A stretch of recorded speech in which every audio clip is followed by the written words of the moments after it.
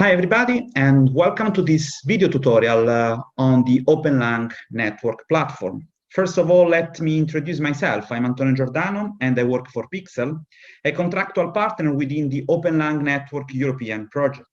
The OPENLang Network, Open European Languages and Cultures Network, is a European project funded by the European Commission in the framework of the Erasmus Plus program, strategic partnership in the field of higher education.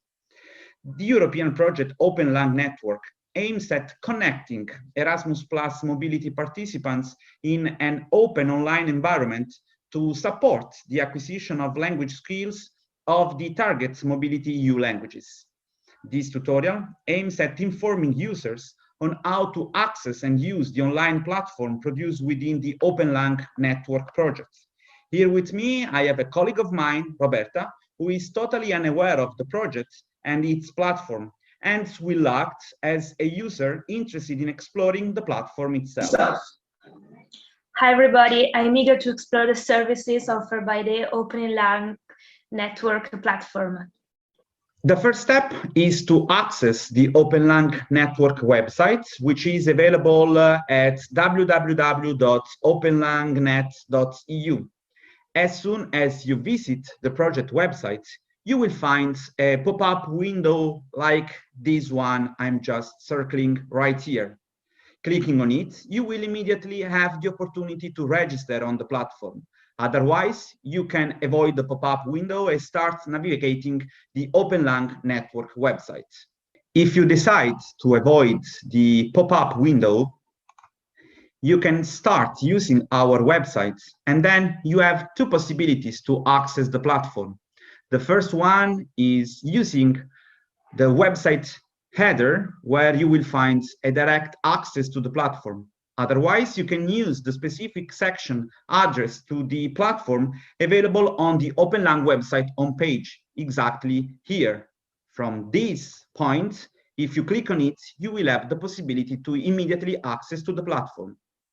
So if you click here on Enter the platform, you will have immediate access to the platform that we created. In order to access the platform contents, you will be asked to create a new account or to log in if you have already created your account. You can log in with your Google account. If you have to create new account, you will have to click here, and then you will be asked to provide the following information: username, password, email address, first name, surname, city, country, role, if you are a language learner or a language teacher, your native language, the language you are interested in practices by using the OPENLang network platform. Once verified that you are not a robot, you can create your account. An email will be sent to your address containing easy instructions to complete your registration. Once you receive the confirmation email, you will have to click on the provided web address and your registration will be finalized.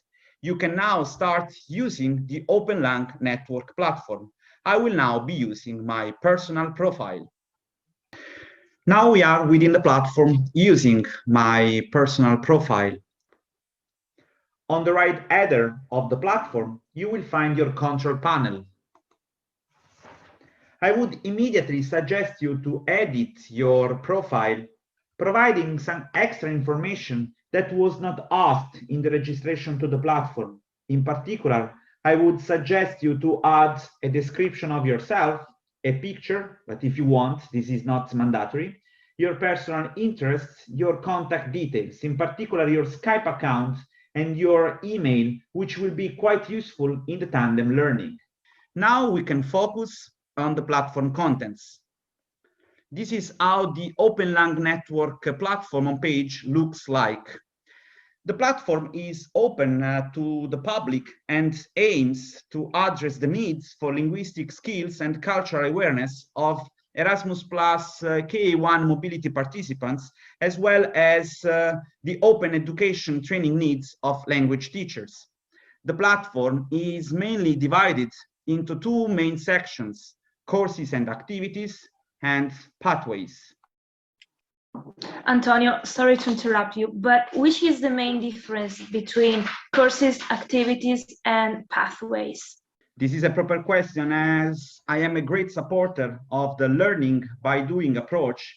Together, we will understand the differences between courses, activities, and pathways. Let's start with the courses and activities section, which contains the main functionalities offered by the platform. First of all, the massive open online course, which is available here. The course has been produced by the OPENLang network partnership. It is a 4-week course that aims at the creation, sharing, and use of multilingual and interactive language open educational resources, which are known as OERs. And it is addressed to language teachers and to European language teaching professional communities. All users of the OPENLang network platform can access this open course in order to explore or study its content, which combines theory and practice. Secondly, from here, the section which is addressed to the language placement test. A placement test is a test which is usually given to someone, a student, for example, in order to determine specific knowledge in various subjects for the purpose of assigning him, her to appropriate courses or classes. To that end, a language placement test is a basic skills achievement test that measures language skills proficiency, for example, in reading, writing, speaking, and so on. The OPENLang network project partnership has been investigating and identifying, on the basis of qualitative criteria, the best and most suitable language placement test for the EU 24 languages. Within this section of the OPENLang network platform, you can take a language placement test for any of the 24 European languages in order to determine your level of proficiency in that language. Antonio, sorry to interrupt you, but how are those tests available? That is a good question. Each test is available via a link or a PDF file. You may visit the link to take the test online or download the PDF file to take it offline by yourself, obviously. I hope I was able to clarify your doubts. Now let's move to the third section, which is available on the platform, the Tandem language learning, or in other words, learning and practices a language one-to-one. Here you can get started on Tandem learning to improve your language skills. How Tandem learning works? Is there any pathway to follow? Absolutely, Roberta. First of all, you should record your language proficiency level, taking advantage of a clear definition of the language proficiency levels from here, where I am with the mouse. And then you can record your language proficiency level by filling in a Google form available here. Once you finalize those activities, your profile will appear amongst the community members. As you can see, there are already some community members. If you provided information about yourself from the very beginning, you can start the Tandem learning. If not, you can edit it from here. For example, if I go to my profile, then it will be possible, clicking on Edit Profile, to edit it, and in particular, it will be possible to add all the information which can be useful to start organizing Tandem language learning. So let's go back to the main page, and now you can start finding Tandem learning partners. Remember to take advantage of the available filters which are here. Once identified a suitable learning partner, and again, you can take advantage from those filters in terms of language, level, time zone. So once identified a suitable learning partner, for example, Alexander Mikroyanidis, you can view his profile, you can send him or a message, and it will work exactly like a private chat, or you can add him, her to your contacts. Once you have created a kind of link with a suitable Tandem learning partner, then you can practice speaking with your Tandem learning partner using Skype or Google Meet from here. Thanks, Antonio. This was pretty clear. And now I look forward to improve my skills in Greek, supported by a native speaker. Yeah, this is definitely one of the coolest opportunities offered by the platform.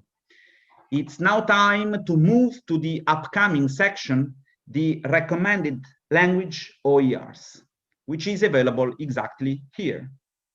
Here you can find language OERs, meaning free and open language resources recommended by the OPENLang network project. You can filter your search results by selecting, for example, the type of resources, their target language, their level, and so on. Nice. For example, I'm English and I want to look for a language OER for beginners in French. So I will just try to help you, and we can start setting your filters. So your resource language is English, your target language is French. And then we are speaking about an introductory level. So once you set your filters, for example, you can start a trip to Avignon, which could be quite interesting. And clicking on OER details, you can find out more about your trip to Avignon, and you can add a rating or a comment. You can also bookmark an OER by selecting favorite this page from the sidebar. But before moving to Avignon, let's finish the current tutorial and let's move to the section entitled Suggest and Share Language OER, which can be useful in particular for language teachers, but not only for them. Here you can share OER with the community and find resources shared by other members of the community. First of all, you can take advantage of proper guidelines available here on how to create, share, and use open educational resources, and the guidelines were produced by the OPENLang network team. Then you can share your own language or OER, or those language OERs you think are more useful for the purpose, by clicking here and filling a Google form. When you share language OER, you will earn badges: Junior Uploader Badge for your first OER, Senior Uploader Badge for 5 OERs, and Super Uploader Badge for 10 OERs. You can see your badges in your dashboard and in your profile. Finally, there is the last activity within this section, the courses and activities section, which is the community discussions. This is a forum where you can start and join discussions with other members of the community of language learners and teachers. This is interesting, as I imagine there will be at least 2 different perspectives, teachers and learners within the platform. Exactly, Roberta. And in order to meet both the perspectives, we decided to create the section I'm going to present, the pathways. Those are recommended pathways on how to take advantage of the materials and contents available within the platform, depending on the fact that you are a teacher or a learner. 5 steps for the teachers and 6 for the learners. And it is quite obvious that learners have to work harder. Said but true. There's a lot of stuff and I'm just afraid of getting lost. Is there any tool to manage the activities, the contacts, the messages, and so on? Yeah, sure. The control panel is represented by your dashboard, available immediately close to the homepage button and inside your profile. In the dashboard, you can check the users available online, your messages and contacts, your pages, the recently addressed courses, and the course overview. Even more, you can customize the dashboard. You have to click on Customize this page, and then you can customize the dashboard according to your preferences. For example, in the course overview, you can set your own courses as cards, as a list, as a summary, or according to a chronological order in progress, future, past, and so on. So this is the part where you are completely free to decide and to set the dashboard according to your preferences. Finally, within the header, you can have access to notification or direct messages received by other users. But I don't want to spoil too much information. I will leave you free to navigate a bit within the platform. Before leaving the platform, don't forget to do the logouts.